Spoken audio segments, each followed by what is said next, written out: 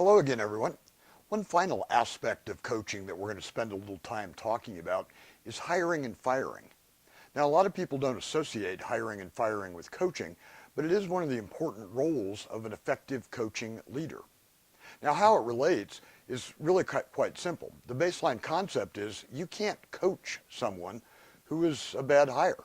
If you've hired poorly, if you've recruited poorly, there's no amount of coaching in the world that's going to be able to bring them to the level of performance and the level of behavior that you need in an organization.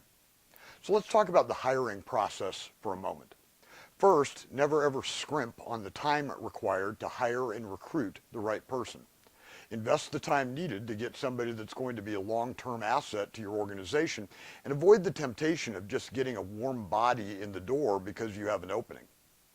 Secondly, and this is probably most important, always look at hiring from the perspective of attitude and attitudinally driven skills rather than technical skills and an overemphasis on education. Technical skills, by and large, can be taught to someone once they're on the job. The attitudinally driven skills, things like customer service, working with others, and how folks communicate with one another, are a little bit more difficult, well, extremely more difficult to teach once somebody is already in the workplace.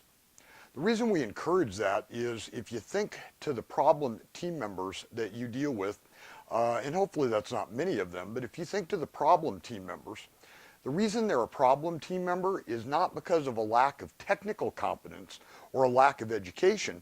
It really is because some of those attitudinally driven skills, again, like customer service, teamwork, and communicating with others, it's because those particular areas are flawed.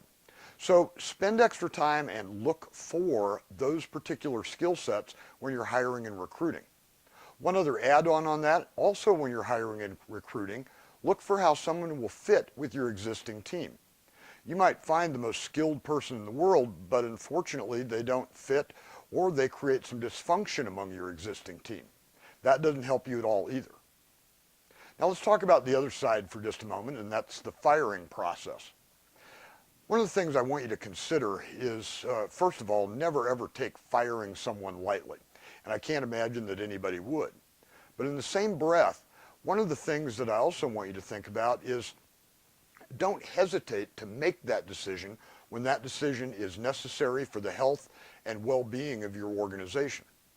Far too often we drag out that firing decision, hoping that the toxic team member or the poorly performing team member somehow is going to mysteriously get better with time.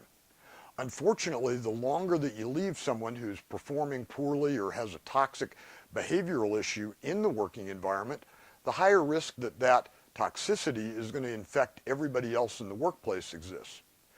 So I'm not asking you to be rash or short-sighted in firing somebody, but in the same breath, don't hesitate to do it when it becomes necessary to be done.